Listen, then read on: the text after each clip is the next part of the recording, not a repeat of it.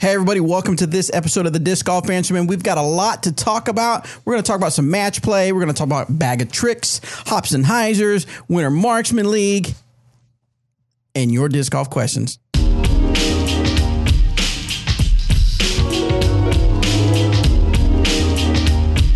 Bobby Cool, Daddy Slick Breeze here. I have with me Eric.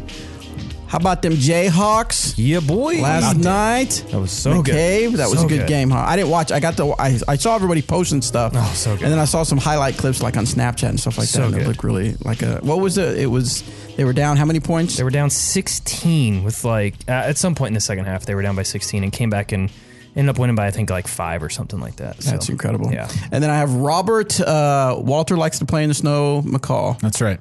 Walter's an idiot. Yeah, he didn't even know I it was love cold Walter. outside. Come on, I love man. Walter. Yeah, he's a sweet dog. Walter is Robert's chocolate lab. Sweet boy. And I was at home relaxing during my lunch, and I check Snapchat, and I see Walter running around.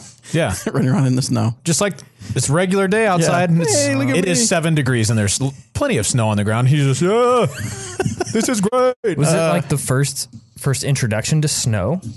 No, I mean, Walters? the other days here would have been the first Yes, introduction to this snow. year. Yeah. This year Not is. any in Texas. I know this won't surprise most of you. Sheba loves it. Yep. Ralph, not so much. not so Ralph's, much. he's like me. Yeah. He's like, no, I'm good. Nah, I'm good. Good. Oh, you want to go play disc golf right now? No, I'm not interested. Does Ralph go out, like, do his business and then run right back in? Right back in. Right back in. Yeah, Walter was just When we used to wandering around. have at our old place, Yeah. the huge deck we had, it would be snow covered, and he would go out and just pee on the deck and come right back in. He's like, I'm not even going down those stairs. There's no way. That's hilarious. Well, it is very cold. In fact, I'm looking at my watch, and it said it is 10 degrees outside. A few people that worked here, including Anthony, he had snapped this morning. It was -1 on his Snapchat when he was coming into work. So very frigid. I know this cold front's going through, so I know a lot of you are experiencing it, but then I know a lot of you aren't. Yeah, and those of you can shut up. Yeah. But Oh, it's going to be 50s by the end of the week. Hey, here even? Yes. What's it going to be like? Me and Robert McCall are going down to Texas for the bag of tricks. Texas, there's a cold front going through there. It's going to be like Oh, 5 man. degrees. Dang Shut it. up, is it? I don't know. I haven't looked. I'm not going to Texas. I think haven't looked. I texted AJ about it because I wanted to make sure that he packed the appropriate clothing. He's from California. It's generally warm there. It's going to be between probably 50 and 70 while we're there. High of 60s, 70s ish. Oh, you kind of looked already? Yeah. Okay, cool. Yeah. So that'd be good. Lows around the lows at night will probably 50s. be closer to 35. Yeah, Saturday 40, nights but- 53. Yeah. that'd Friday be nights good. 46. By the way, it's going to be 68 on Saturday for you guys, but there's wind. Who cares? 20 to 30. Can't wait. It'll be cold. That'll be a good test. That's a good time. perfect time to test your thumbers. Bag of tricks. and your backhand and forehand rollers. So yeah. Anyway, Well Pants is doing bag of tricks. We're gonna go down there for the first event. They're running Eric Oakley and Tina Stenitis. So I'm gonna do a little filming. Anthony's gonna help me with filming. Robert's gonna be doing Robert stuff. And so we're gonna have a good time. AJ Risley team. AJ Risley is going to be riding with us in the new RV, so that'll be some fun adventures to have. I call the bunk above the driver's seats. I call the queen bed. Called it. Well, you're probably gonna have to share it with Rusco if he decides to go. In your face. Okay, go ahead. What was I saying? Have we figured out where I get nervous about this stuff? Have we figured out where we're going to park it? Yeah, Steve-O's house.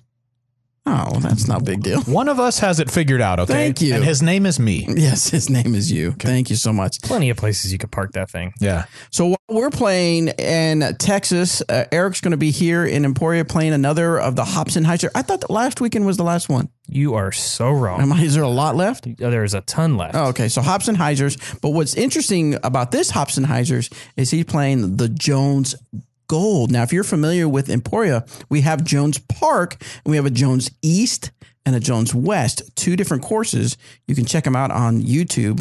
Look at our Glass One Open previews from 2016. But there's a way to combine them, and it's called Jones Gold. Now, what makes this Jones Gold? It makes it Jones Gold because of how long it is. How long is it? I do not know. Okay. Off the top of my About head. a million. I could find out real quick for you while I'm talking here, though. But like the holes are much longer. Like you're throwing like certain holes you're throwing from the tee pad of hole 1 east, and then the basket may be hole 5 of west or something like that. I mean, that's how it's kind of Actually, it's Intermediate. hole 2 east to hole 5. But yeah, you're close. Okay, yeah. Yeah. No, So- it's a lot of skip a holes. Safari type shots. It's very safari. It's very long, but every single hole uses a tee pad and an existing basket. So we never have to put up a tent basket or anything like that. If you it's a similar layout to what we played in, I believe it was 2014 GBO, somewhere in there. I remember we did play the Jones Gold layout in Emporia at GBO one year. Mm-hmm. Were you here that year? I don't think you were. I did come in 14, so it wouldn't have been that year. It must have been like before 13 that. or 2012 maybe. So it's been a while, but we have utilized it before in the past. And It's a is monster course. So much fun. Is there any place online where you can see? I don't see it on. I posted on the if you follow the Emporia Disc Golf page, I posted the link or a map, course map of it, and maybe Bobby can go out and grab that and post it in this link. It's fun. We have a good time out there. Oh, okay, yeah. He said Anthony sent to me a picture of. I'll have to put a map on there, and I'll put a link that way. You guys can check that out. So It's if good you're times. if you're not from Emporia, You're lost. You're lost. But it is pretty cool. But if you are close, yeah, it is. Pretty come cool. out Saturday Come over, yeah. at we start at 11. It is random doubles. We draw for doubles right there. We play, and then we go over to Radius for cheap beers and cheap pizza. So it's always a good time. It's good. Now cheap price, but it is good pizza. Correct. That oven brick Inexpensive. pizza, yeah, High quality. It's not pizza from Antonio's. and they make good. They're a brewery. Pizza by Alfredo. Pizza by Alfredo. They are a brewery, so Pizza by they Alfredo. make some good beer as well. Fact. Cool. So we have a lot of questions, so we're going to get right to some questions before we talk about anything else. We got a lot of speak pipe, a lot of Facebook message questions.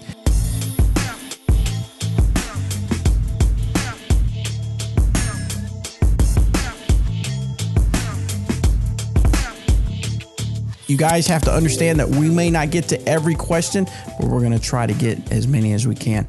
Let's do it fast. Go to discgolfanswerman.com, submit your disc golf question. You can do the Facebook page for Disc Golf Answer Man, Speak Pipe, or submit through the Google form. First one comes from Alan.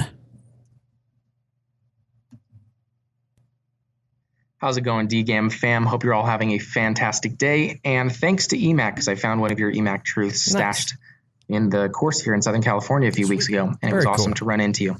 Anyway, my question today is on disc spin. I see in the pro coverage that even on, putter and mid shots, their discs have so much spin after they hit the ground and they're rolling around for a little bit.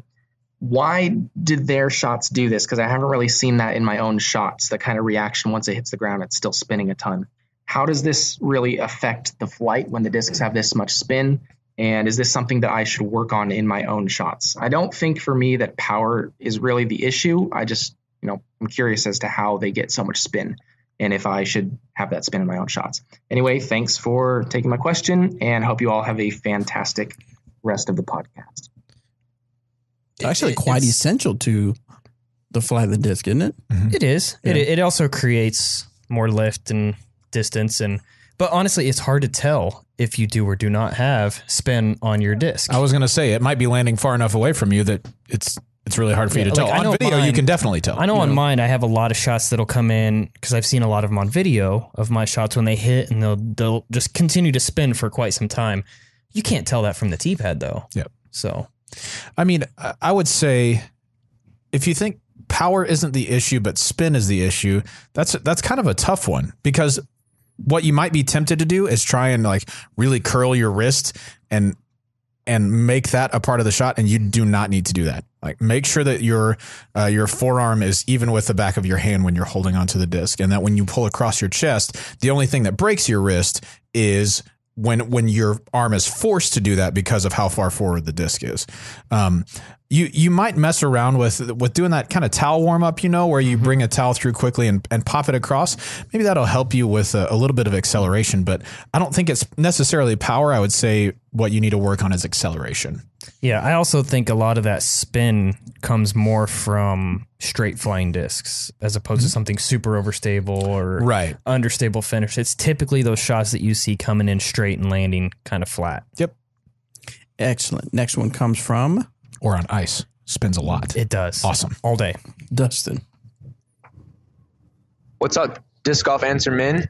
Just finished listening to episode 202. You guys talked about depending on who answers the question, you become the disc golf answer man. But what if I get multiple answers from you guys? Are you all disc golf answer mans? Mans. Or do you become disc golf answer men? Anyways, goofy thoughts.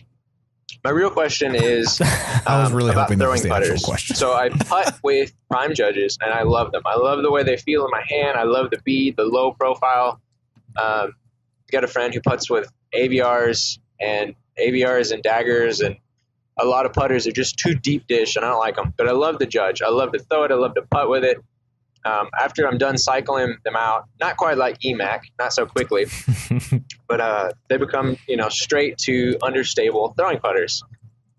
But I haven't found a good overstable judge yet. I bought a Fusion a couple months ago, and it was all right at first, but it lost its stability pretty quickly, a lot quicker than I had anticipated.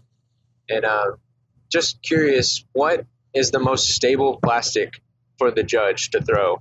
I'm not a fan of the Marshall, not a fan of the Warden. Smart. Want to stick with the judges if I can. All right. Thank you, guys. Well, the judge, I would never describe the judge as an overstable putter. It's overstable at slow speeds when putting, but when you're throwing it and putting some power behind it, it's actually a relatively straight flying disc. That said, the most overstable that I've seen is honestly either a Lucid or the rare fluid ones that you can find here and there. But it's really not super overstable. So what I would recommend is I know you don't like another putter for that shot. The Marshall is Shield or two that are really great for overstability. Either that or tone back your shots. Don't put as much power into it. That's the only real way to get a lot of a left finish out of the judge. But Lucid is probably going to be your best bet as far as stability goes. The only other option you've really got is switch it up by changing molds, which I'm a fan of. I've always been a fan of never throwing your putters, and I stress this all the time. Mm-hmm. So that's why I love the putt with a certain mold and then have a couple different styles for throwers. Something else you want to do if you're looking for super overstable is throw a slammer in the bag. It's got a similar judge feel to it. It's got the groove top up on top, but it's not really like in the way by any means. I don't even really notice it anymore. I don't put my thumb on it on the thumb track at all, but it does have like kind of a bead on the bottom, maybe not quite as large as the judge, but I would give a slammer a try, maybe a blend slam or something along those lines for your overstable putter approach. Yep. Excellent. You're the disc golf answer man for him today. We'll never know the answer if they're a disc golf answer man. That's true. No, never know. Never know. Dustin again, so he wants to test out that theory again, apparently. He's going to have the exact same question, but it's going to be about the Warden. Don't really like the judge.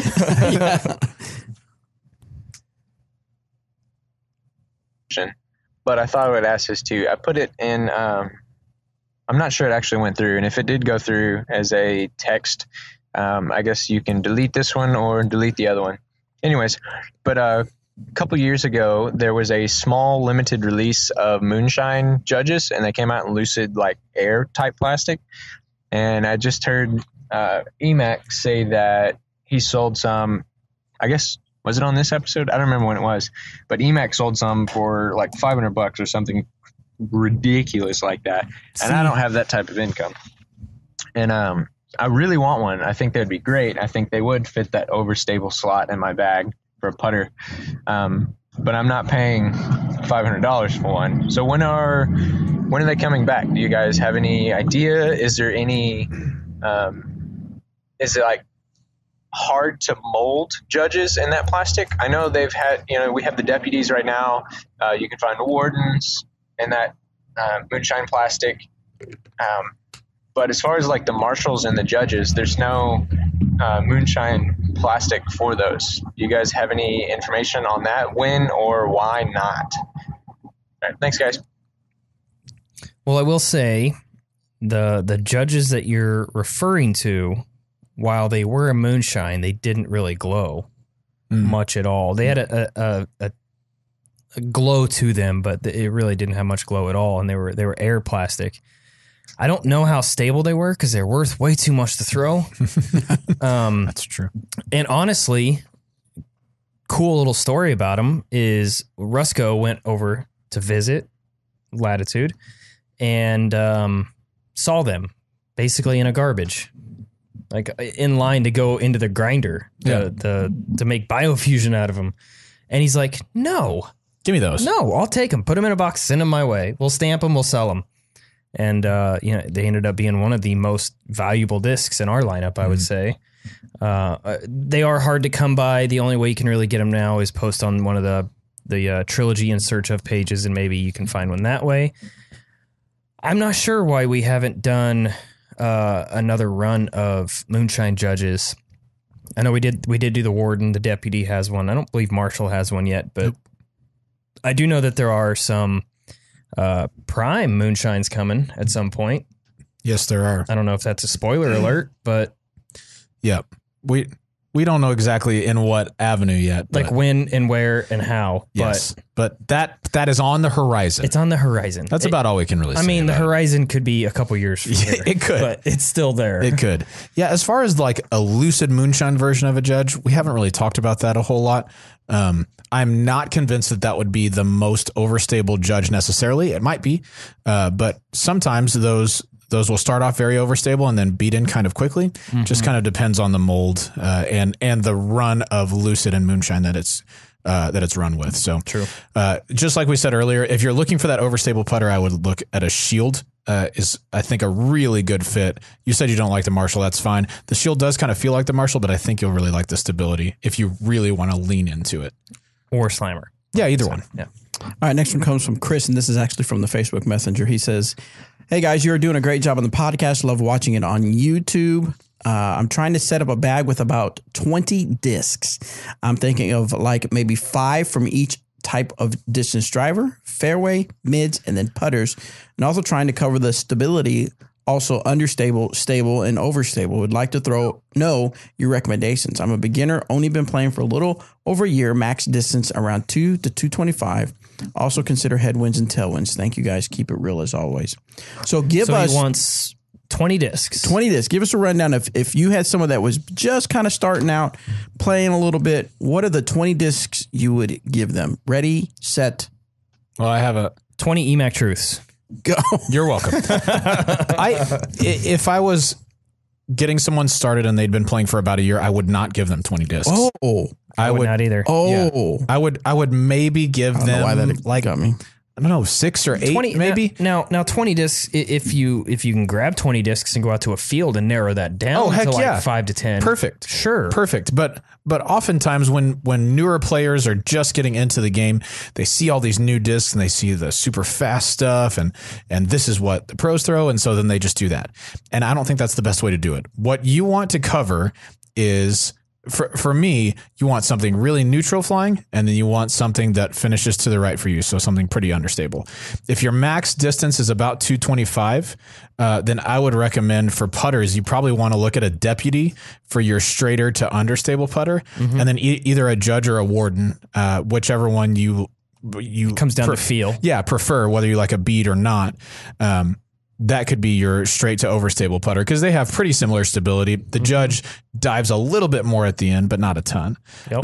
And then when you go to mid ranges, I would start with a Warrant for your understable mid range, and then an Evidence or an Original Truth could be pretty straight, and then an EMAC Truth is going to be pretty overstable for you, but it's going to be a good usable stability instead a necessity. Yeah. Is the word you're looking for. Good point. Yeah, that's what I was trying to say. A good usable stability, meaning that it is going to finish left, but it's not going to just spike into the ground. Correct. And then as far as fairway drivers go, an Escape's going to be probably the fastest thing I would recommend that you throw for the time being. That's going to be relatively overstable for you.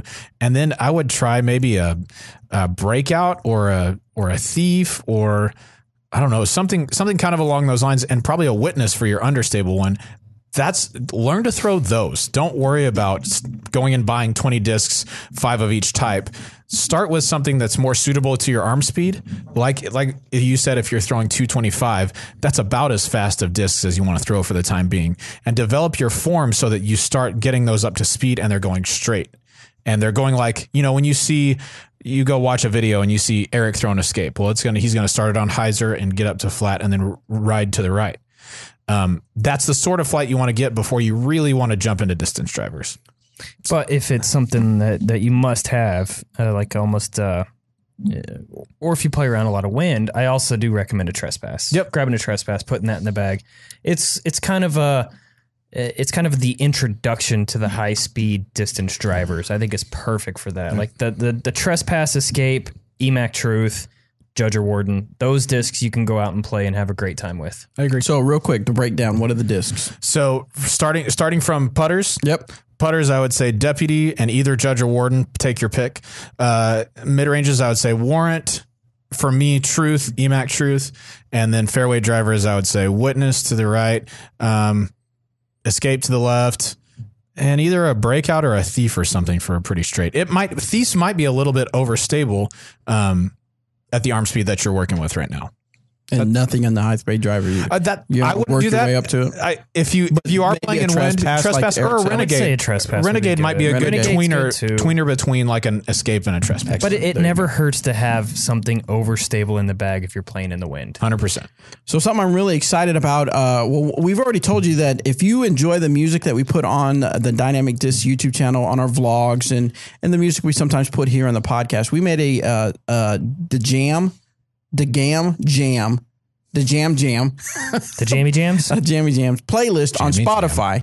You literally can search for Disc Golf Answer Man and find the playlist. But also now, when you search Disc Golf Answer Man, you'll get episodes on Spotify. Fantastic. So if you are on Spotify, you can seamlessly go from your music to listening to Robert's soothing voice as he talks about disc golf.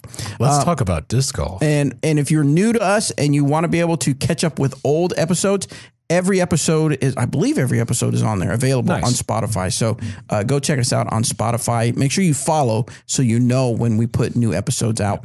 And some of you like to listen on our website, and I get that, but I will let you know that the plan is to have even more content on the podcast.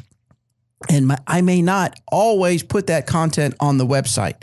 So definitely subscribe to us either on iTunes or your favorite podcast player, and go out and follow us on Spotify. I am looking to put us on more channels like iHeartRadio and TuneIn. So stay tuned for that information. Yeah. Next question comes for I've been listening to the jams while working. the Gam Jam. Yes, and it's fantastic for that. Just sort of stuff where you can just put your headphones on, zone in, get stuff done. I love it. Yeah. That's what it's for. I try to add music every now and then. So Yeah. I have to go through and go through some of my other playlists and add them. It's mostly stuff like It's that. a little bit of that. Little party mix? Yeah, we're going to add some hip hop on there too. Yeah. Right. If you don't see yourself fist pumping in like a few minutes, you're on the missed wrong the point. playlist. Yeah, you're on the wrong playlist. At least head bobbing. Just that's what you're supposed to be Just doing. like that. Just- Okay. All right. Next one comes from James. He says, my question is Is Sick. that what he said? he typed it out. No, he did. He said he was thanking us for what we do and stuff like that. But getting to his question, he says, my question is, what makes a disc overstable or understable? I'm not referring to the functionality of a disc, turning over, holding hyzer, etc. I'm talking about the physical characteristics: dome, height, rim shape, plastic density, etc. I've always been curious about it and haven't been able to find a good answer. Lots of things. There's it all the so above? many variables. Yeah, honestly, it is. A lot of it is all the above. And I mean, you can throw in weather and elevation and all that into the mix as well. I know a lot of it has to do with the wing, the outside wing on the disc, and if it goes up or if it goes down, how deep it is. I mean, there's just so many variables that go into it. Mm-hmm. You can pick up a disc and hold it, and if you know what you're looking for, okay, this disc looks like it's going to be somewhat overstable, right? Or, man, this thing's going to flip. Usually you can have a pretty good idea if you just look at the rim and the width of the rim as well. But dome does come into play. Plastic type will even come into play. There's just so many variables. A ton of variables, yeah. Parting line height is something that people talk about a lot. That's the place where the two halves of the mold separate. And if that line is a little bit higher on one disc than it is on another, usually the one with a higher parting line will be a little bit more overstable.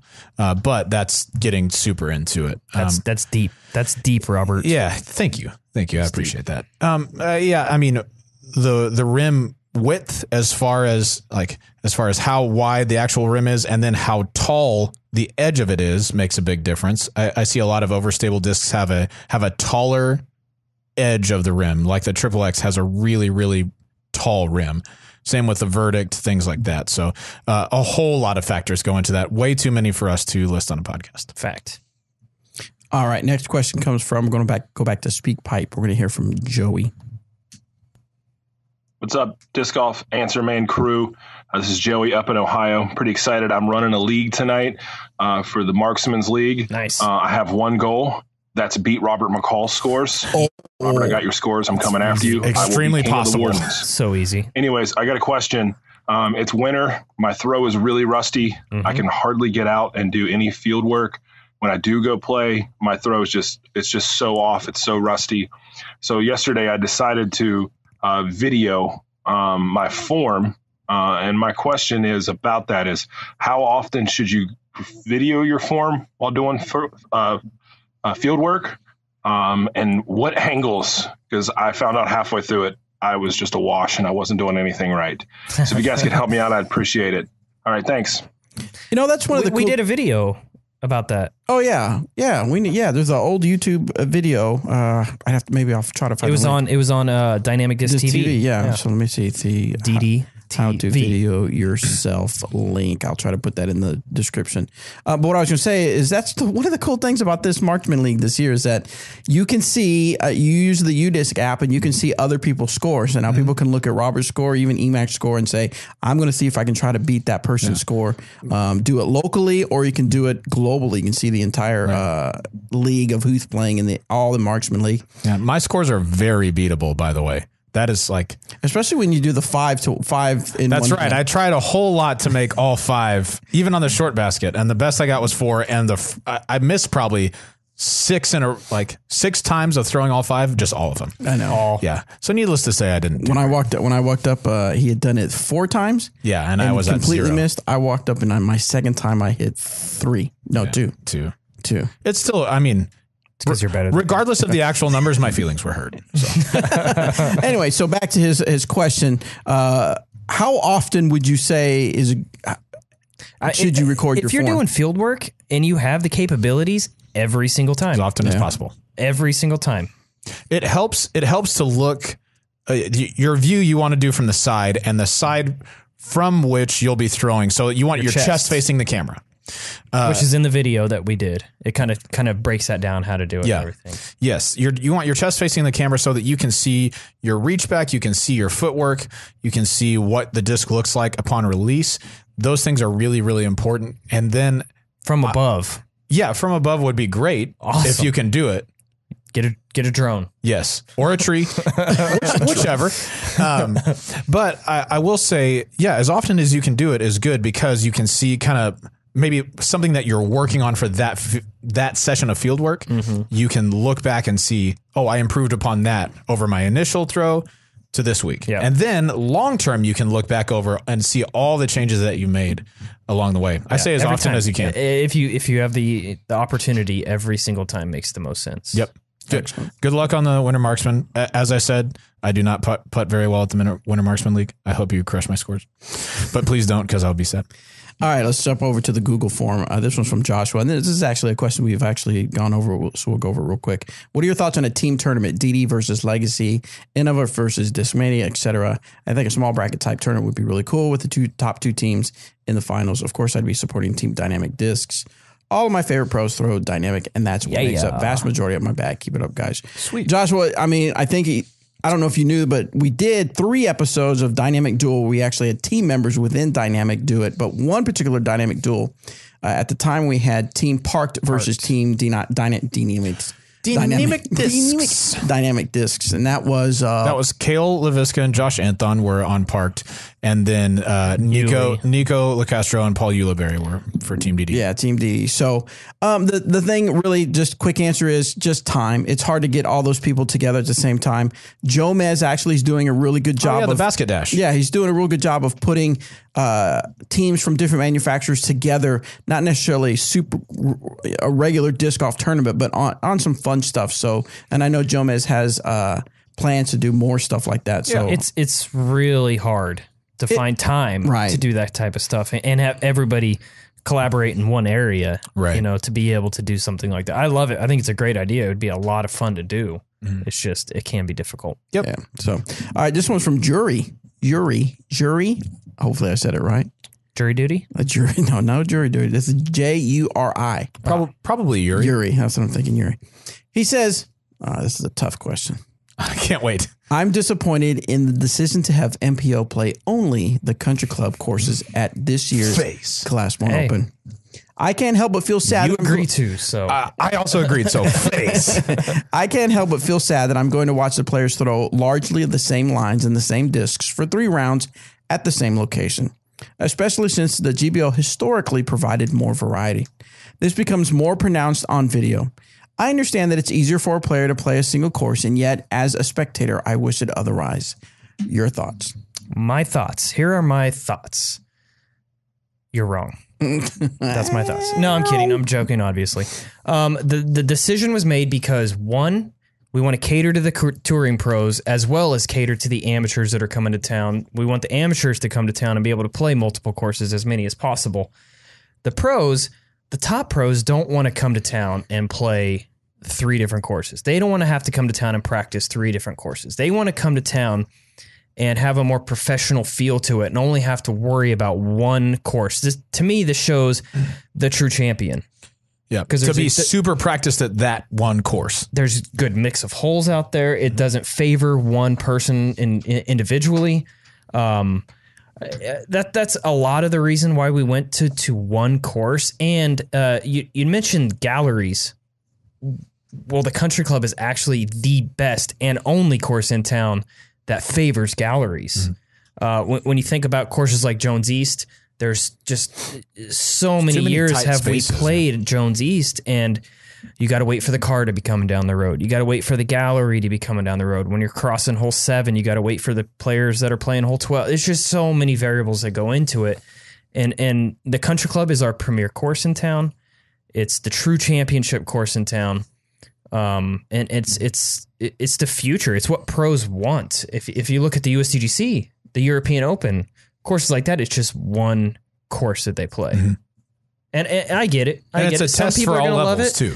Some people are going to love it. Others are going to hate it. Yep. But I mean, to me, it's just more professional to only have to come and focus on one course. Yep. One of the good things that I like is that knowing us here at Dynamic Discs, knowing Eric, Doug, and Jeremy, who all plan this and put this together, is that it's 1 year, and if we try it and it overwhelmingly is not as successful as we feel it's going to be, we have the freedom to change it up again. Yep. But I imagine what's going to happen is people are going to see the positives with it, and it might be something that we stick with. I don't know. We'll have to wait and see. There's only one way to find out. We just have to do it. Yeah. And that's what we're going to do this year. I think it's still going to be successful. I think people are still going to love seeing them throw. Of course, there'll be a few people, but the majority of people I think will appreciate the reasons behind only having one course. To me, I'm trying to cater to the top pros because this is a national tour event. So I'm sorry that to the local pros or the 960 rated guys that are playing that want to come to town and experience everything. I mean, that's also kind of what we got the C tiers in place for, leading up to it. So I'm really trying to focus on the top pros, and every single top pro I've talked to has been pretty excited about it. And the other thing is that as a spectator, I mean, I'm in talks with the people that are going to bring you the coverage. Now that there's only one course, they have some leeway to do some other things, like an extra camera, maybe some extra coverage. We're talking maybe putting somebody on a scaffolding and having a camera coverage from up to. Well, we've got things in the works where having it all on one course brings some advantages. A ladder. Yeah, we're just gonna have a ladder. No, middle of the fairway. Right. On a tree. Yeah. A ladder lean up against a tree. Yeah. And we've also made some changes to the country club that people don't know about yet. So there's going to be Jeremy kind of talked about one of them. I did hear him talk about it, but it's not like everybody knows That's about true. it. That's true. He also said that the reason why we're using it was completely wrong. Was it? That's okay. Good old Jeremy. Next one is from Scott. What are some ways to promote disc golf to kids so we can finally grow the sport? No, he just said so we can grow the sport. Finally. No, so we can grow the sport. I think thing number one is just putting a disc in their hand and saying, throw this, and just start that way. Every time we go and do a clinic at an elementary school or with a Boy Scout troop or whomever it may be, once kids start throwing, they're like, wow, this is really cool. I want to do that some more. So the number one thing we can do is just get discs into their hands. The number two thing we can do is make sure that they're instructed properly to use those, because it's I don't know. If you're just going out and trying by yourself, it can get really frustrating. So to see somebody do it properly and to be taught properly, I think that's the future of getting more kids involved in disc golf. We have a couple of team members on Team DD, Zoe Andike and Dustin Keegan, who have been working with their nonprofit is called Disc Golf Universal Play, DGU Play. And their goal is just to get into schools and teach kids about disc golf. And they bring in equipment and they have a curriculum and they have had great success at that. And so that's one of the things I'm really excited about that our team is working on this year is that DGU Play stuff. I think that's going to help grow the sport. And I think they're working on the website, right? Yes. Yeah, because when I go to it right now, it says it's unavailable. So I think they're working on the website. Yeah, I know that you can see stuff what they're doing out on Facebook. Just search for Disc Golf Universal Play. Yep. Also, well, I was going to add to that. Also, a big key is the instructional part of it, but also making sure that they're having fun. Oh, 100%. That's like number one. Yeah. Make sure that they're having a good time. Don't. If a kid's throwing and he's doing something minimal like bringing the disc under his back arm, don't say, hey, don't do it that way. Totally. Yeah. And that's not what I mean either. No, I know you don't, but I'm just saying I got to put that out there. For sure. Just make sure that they're having a good time. Yeah, no doubt. All right, so let's go back to SpeakPipe, see what Daniel has to say. Hello, disc golf fans, man. This is Daniel from Oregon. I have a problem. Uh-oh. I think I am legitly addicted to disc golf. Legitly. I've spent so much time, so much money buying shoes for disc golf, buying discs, bags, everything.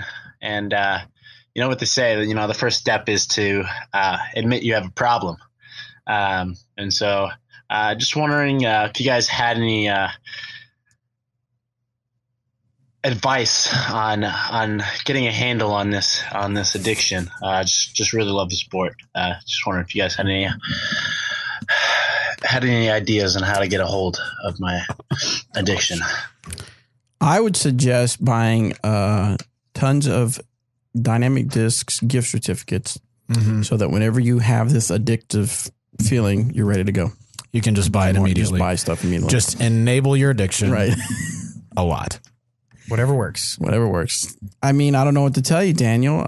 Keep at it, man. Have fun. Have fun. Have a good time. As long as no matter what you love to do, as long as it's not affecting anything else financially, I say go for it. Heck yeah. I feel like we all. I mean, what else do you say? Yeah, I feel like all of us have gone through periods. You need help. Yeah. No, stop playing right now. No. I feel like all of us have gone through periods where the only thing we wanted to do was play disc golf. Just all day, every day. That's what we wanted to do. Mm-hmm. Once you get what I've done for like 20 years. Yeah, absolutely. I mean, once you get into it, some other things will come up, like job, bills, family, taxes, things like that. But overrated.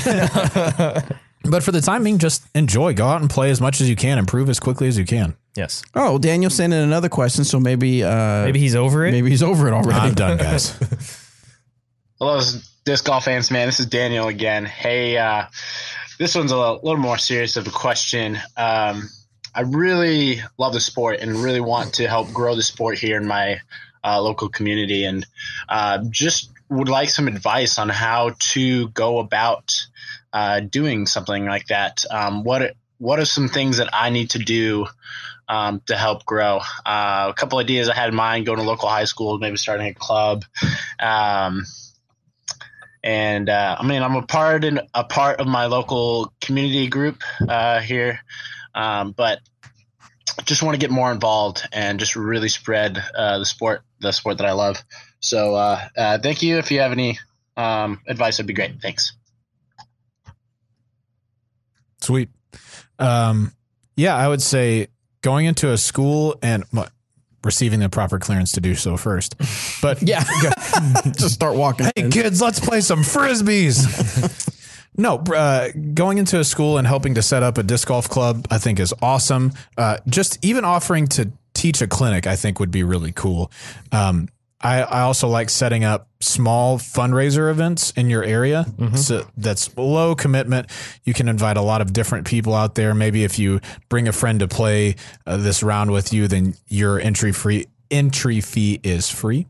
There's things like that. Whatever you can do to stay involved and help things grow like that with events and helping out with kids, I think those are all good things. I was also going to add, I don't know, you're from, did he say the Northwest? Is that right? Either way, if there's already an established league and club in your area, approach them and ask them that, tell them you want to help out. Yep. You don't just, start up a new club. Yeah, don't go rogue. Yeah, that's never a good idea. If there's already something established there, go ahead and meet up with them and see, what you can do to help. Yeah. So we talked a little bit about this before we hit record, and We're we going to talk about that? yeah, the Super Bowl. Oh, yes. The Super Bowl ads. Yes. We talked about, do we have a commercial for the Super Bowl? And I was curious to see how much would it cost? How much do you think a 30-second ad cost for the 2018 Super Bowl? $8 million. Oh, you're a little high. Oh. Yeah, I bet it's around 4 or 5 with a minute ads being like double that. We're going to go GoFundMe page 8, 9. for this? Yeah, no.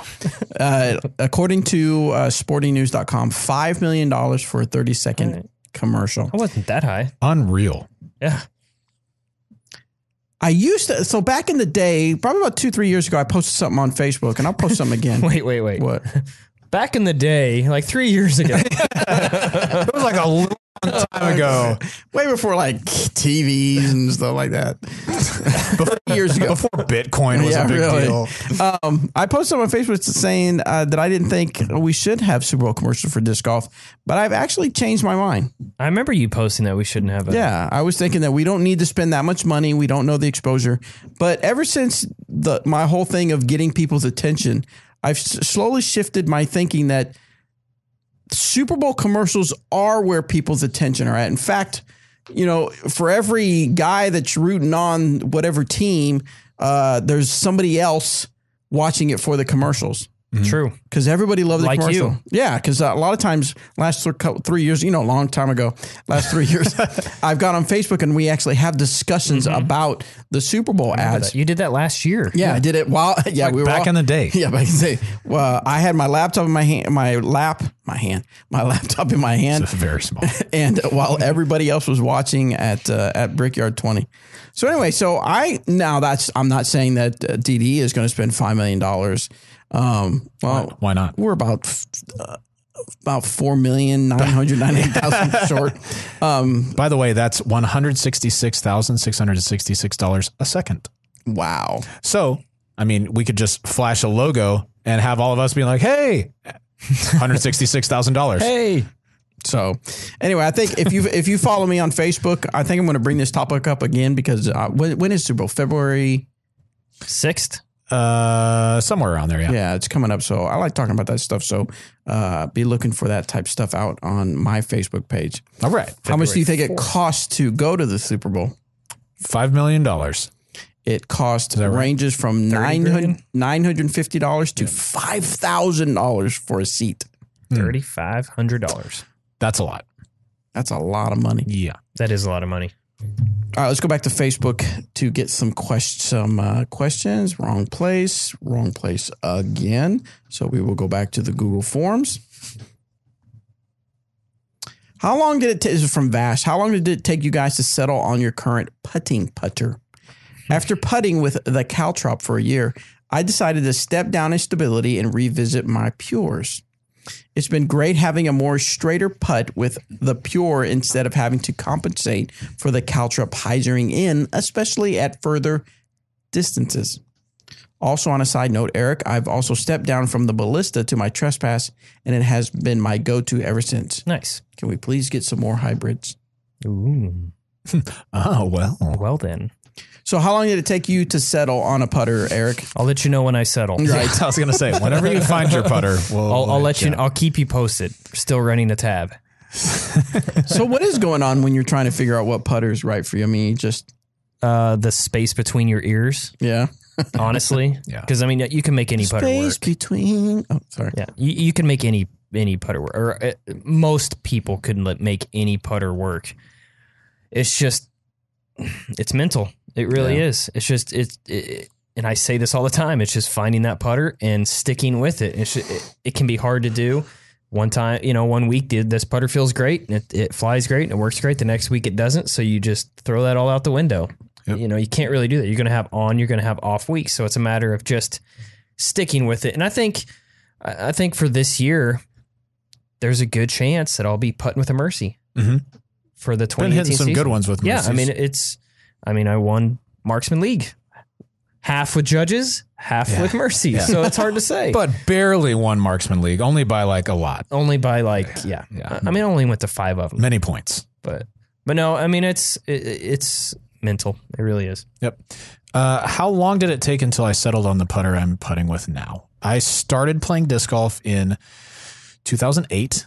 I found the Warden in 2014. When the Warden came out. When it came out. That's when it came out, I started putting with that, and then that's what I've putted with since. Mm-hmm. So in the meantime, I used a lot of putters other than that. Yeah. So probably from me 6 years, 7 years, somewhere in there.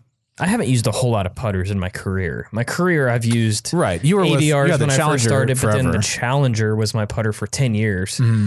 And then I went since we started making discs, I think I went from back, we had the Easy Line discs, the Easy Line plastic. I think I went Mercy and then Judge, Mercy, Judge, Mercy. Mm-hmm. Pretty much between occasional those. Warden in there. Occasional Warden, but didn't stick for very long. No, it really didn't. Yep. I was the same. I did AVRs for a while. Super soft Omegas when I very first started. Oh, yeah. And then an occasional Challenger. I tried Vibrant putters for a little while. I actually really like those because they force you to commit, but then they have no glide. Mm-hmm. And then, like I said, when I found the Warden, that was it. Next one comes from Andrew. Hey, Disc Golf Answerman family. I asked this question on the Disc Golf Answerman group, but I wanted to hear Eric, Epic Beard, McCabe, and Robert still waiting for 1,000. McCall, take a stab at it. Stab at it? Still waiting. Stab at it. I've been playing disc golf for a year and a half, and I recently decided to throw all Innova. I still love the Disc Golf Answerman podcast and DD family. Innova discs just seem to work better for my mechanics. I've been working hard on my driving game, but seem to max out at around 350. You should try some Swedish plastic. Around 350 feet throwing backhand, while my forehand thumber, think Ultimate Frisbee forehand, can max 4 to 420 feet.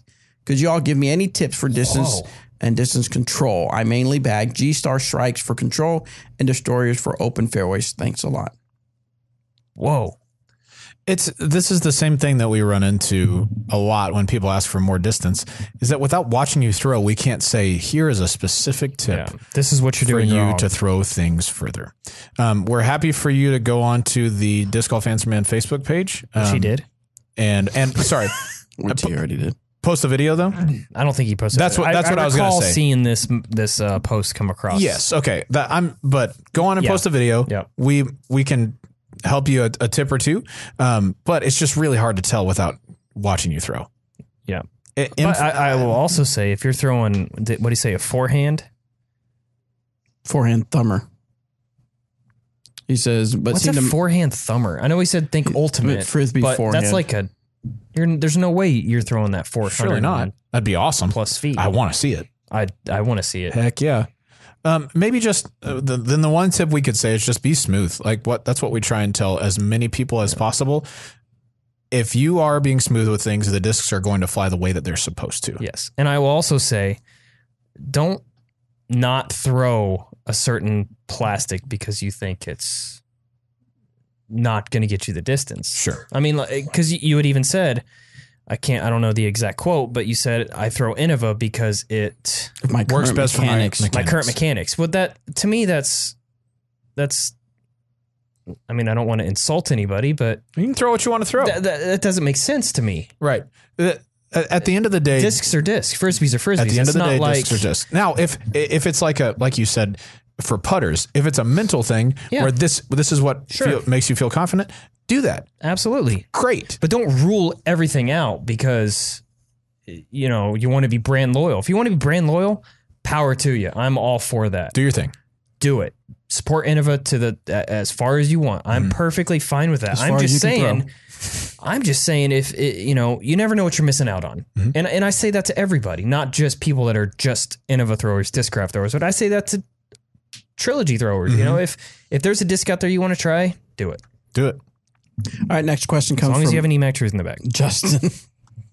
Right? That's right. Okay. Hey, Disc Golf Answer Man crew. This is Justin from Grenade City, Texas. And I have one quick question. Grenade City? I've been working on my release angles, specifically in headwinds and tailwinds, mainly because this time of year the wind is crazy, especially on more open courses. Well, my question is, though, how do I adjust my release angle when I'm throwing rollers? I'm just now learning it, and I realized that I have no way can I have I been able to adjust my release angle to adapt for the wind. Any help will be grateful, and I'll hear from you guys later. It's a good question. Yeah, wind is really difficult, and I know how windy it gets in Texas. I'm not sure where Grenade City is. Me neither. I'd never heard of it. I tried to look it up, but I didn't see it. Can you look that up, Bobby? Grenade City where? Grenade Tejas. City, Texas. But as far as, your release angles in the wind, one thing I stress a lot is you never want to expose the flight plate to the wind. Mm-hmm. So, for instance, if it's a headwind and you're throwing nose up, you're going to have a bad time. Right. If it's a right to left, you throw a lot of hyzer on it, so and so on. The key is nice and flat releases in the wind. Yep. And the one thing I can't stress enough, a lot of people think that they're throwing into a massive headwind, they think, I got to throw this as hard as I possibly can. Right. That's not the case. Nope. You want to throw it on a nice hyzer line and about 70 to 80% even, just nice smooth throws through the wind. You don't really want to throw everything as super hard. That's typically when you're going to get more lift, more flip, and you just never know where that disc is going to go. Mm-hmm. When you're talking about rollers are really fickle. Sometimes it looks like you've just laid down the best angle and maybe you hit a rock or a stick or maybe it just gets a bad bounce and there's not much you can do about that. What I would do if I were you and you were working on those rollers is get to where you could assign like a degree to what your intended angle of release is. So if it's like 45 degrees or whatever it is, if you're calling, I mean, however you want to do it. I like letting go of the disc at about 10 or 11 o'clock for me. 10:30, whatever you want to call it. And then just letting the disc turn on its own. I like doing that as opposed to forcing the roller over. When it comes to the wind, if you are throwing a roller in a left to right wind, if you're a backhand right-handed player and you're throwing a roller into a left to right crosswind, that's going to kind of push the bottom out as the disc flies. So it's going to allow it to fly a little or roll a little bit farther normally because it kind of it wants to keep it on that good angle. Mm-hmm. If it's the opposite wind, if you're a right-hand backhand throwing that style of roller and it's a right-hand crosswind, it wants to kick the bottom of the disc toward the underside, and that makes it want to wash out earlier to the right. So with headwinds, I mean, you just need to adjust your angle of release. So if you're normally, like I said, 10:30, maybe you adjust to 9:30 with the same disc, but your idea is to hit the same angle every time. That's what you want to try to do. I would also suggest not throwing a roller when you've got a lot of wind. Super wind. Like if it's above 20 mile an hour, I wouldn't even bust out the roller unless it's like a nice tailwind or something like that. But it's just there's too many variables that can make that go bad. Yep. So I may have the feds coming after me because when I tried to do a search for Grenade City, Texas, I got a bunch of stories on the Mexican cartel. Okay. Fair enough. You know what? We're going to leave that portion alone then. Yeah. But I did do it. I tried to do another search and I came up with a Ganado, Texas and a Granada, Texas. I'm sure that he would, I don't know. I would assume he would pronounce his city right. So it's neither here nor there. I don't know. Maybe that's a nickname for a city that. Yeah, he lives maybe so. in. True. Hard to say. Next one comes from Simon. To Bobby Cool Daddy Slick Breeze, Eric, Pro Designer McCabe, and Robert the Magnificent McCall. Ooh. I've been playing disc golf Wish for I about had some magic tricks to do right there. Like just Michael Scott. I've been playing disc golf for about 12 years, and somewhere between listening to your podcast, watching Ricky Wysocki play, and getting tired of being okay, air quotes, I've gotten a PDG number and joined my first tournament. Name one essential item that most people forget to bring with them. Discs. Love what you do for the sport and your fans. Keep it real. Sincerely, Simon from Bend, Oregon. Nice. What's one essential item that people tend to forget? I'll tell you the one that I have been without, and it just infuriates me. Towel. I will be Yes, that's a good one. so upset if I get to the course and I don't have a towel or enough towels in my bag. Yes. It could be just a regular old dry day outside. No problem. Yep. And guarantee the time that you need a towel and don't have it, you'll find the water. Yeah. And whatever water there is on the course, you'll find it. You'll be upset. So make sure and pack in a towel or two. If it's going to be rainy, pack in 1,000 towels in Ziploc bags. Fact. The couple I have are a snack. It's really good to have a snack on the course for tournaments, and make sure you bring water. Yes. Water. Even if it's not hot outside, drink water. Water. Next one is from Daniel. Hey, Disc Golf Fancy Man. This is Daniel from Oregon. I just had a tournament this weekend, a C-tier event, first one of the year. Been only playing for about a year and a couple months now. Played in advanced and crushed the first round. Absolutely crushed the first round. Lead in the card going into the second round. And then second round, I just melted down. Just wondering if you guys have any tips and tricks on, how to come back the second round. Like I said, my first round was solid, and I just couldn't replicate it. And just want some ideas and tricks, something that can help me finish. I just need help finishing. So anything you guys got for me, that'd be great. Love your show, guys. Thanks. I wonder if he literally just finished that tournament because he sounded pretty wiped out, Dude, if so, I totally understand because that is the worst. Yeah. I've done that a lot. It hurts. One thing I would suggest you do is never change your game plan. No matter what. It can be hard to go out and play with a lead at times and trying to play smart and safe. There's a time for that. But there's also a time to go out and not change your game plan. You got to that position by being confident and throwing good shots. Mm-hmm. So just go out there with that same confidence, knowing, hey, I did this before, I can do this again. And don't change your game plan. If you have a shot that you go for and you get 80% of the time and you never lay up a shot, don't lay up. Don't change it now. I mean, just stay with your game. Don't stay with your game plan. Have a game plan and stick to it. That is the most important thing. Yeah. I'd say another suggestion would be make sure to not compare your second round, how it's going now, to how your first round went. I've done this a lot where I get to a hole, a few holes in the first round, and I don't birdie that hole, and I did the first round. I'll be like, well, man, I'm one worse than I was last round. That could not be less helpful to you. Fact. What you want to do is, remember the good shots from that round, kind of store them away so that if you're nervous in a situation, you can say, hey, I've already executed this in this spot and get you some confidence. But other than that, I really try not to think about what happened in the last round. Mm-hmm. I try not to think about anything, but when I step up to the tee, I'm thinking, what's my target? What's at hand? That's the only thing I'm thinking about. Mm-hmm. Looking back does not help you at all. Checking the scores doesn't help you at all.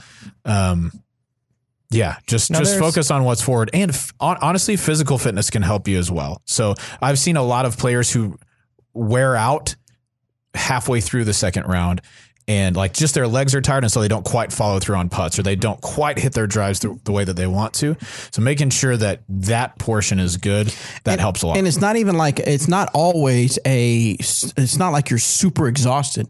Your body is just worn down or tired, and so it can't perform to the extent it did the first round. Mm-hmm. And so the overall physical conditioning and physical fitness will help that. The other thing is staying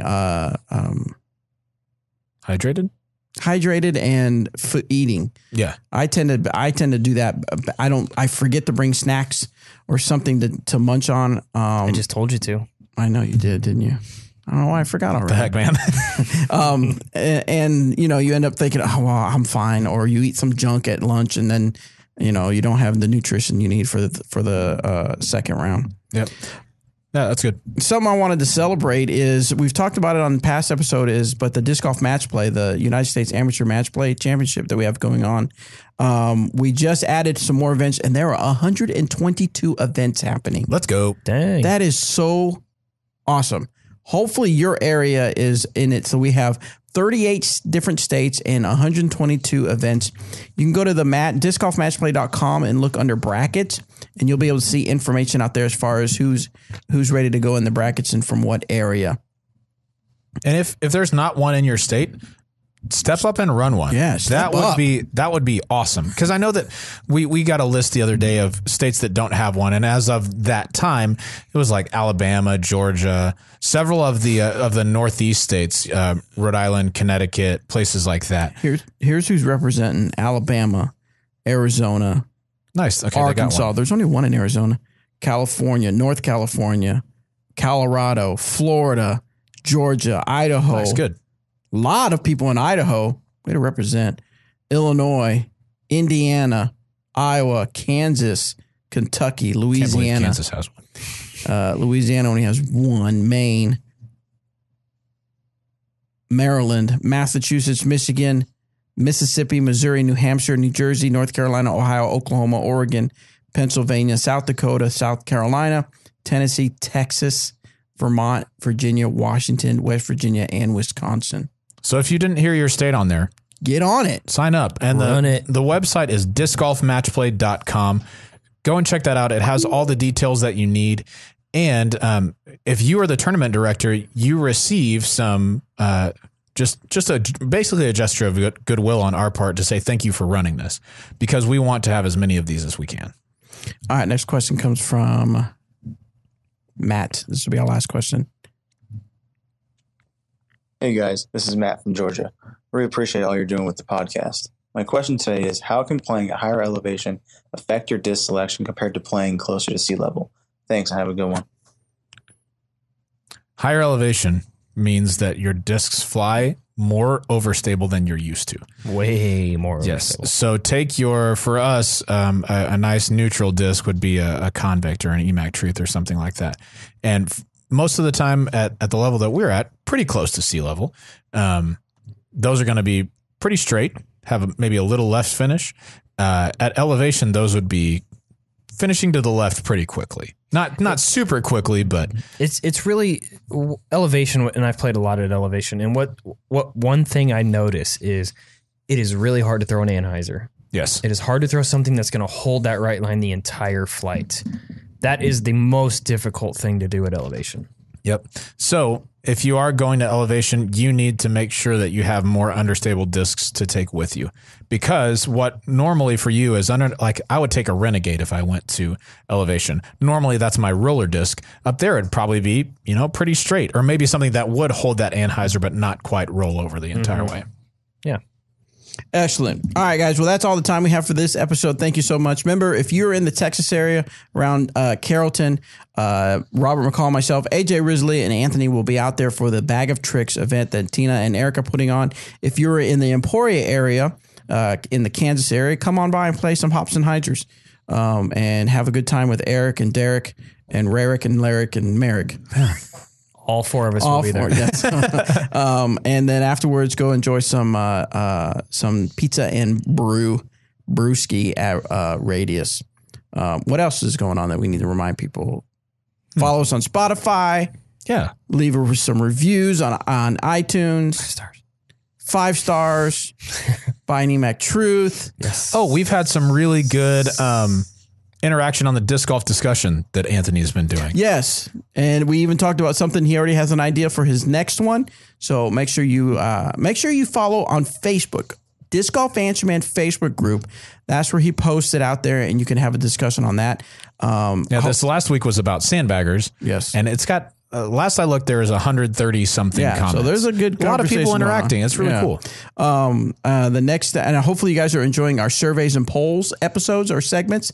We're getting ready to record one afterwards. I've got kind of a juicy topic I put on Disc Golf Answer Man. I don't really like the sound of that. You don't like the sound of it? Right now, I just don't like that you one, said juicy. It's sitting at, why won't it tell me the count? Because it's not that episode.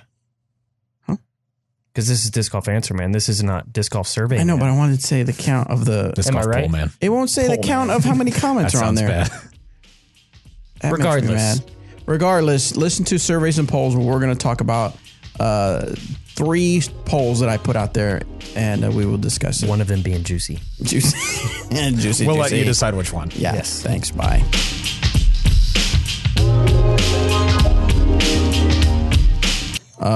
It is at 258 comments.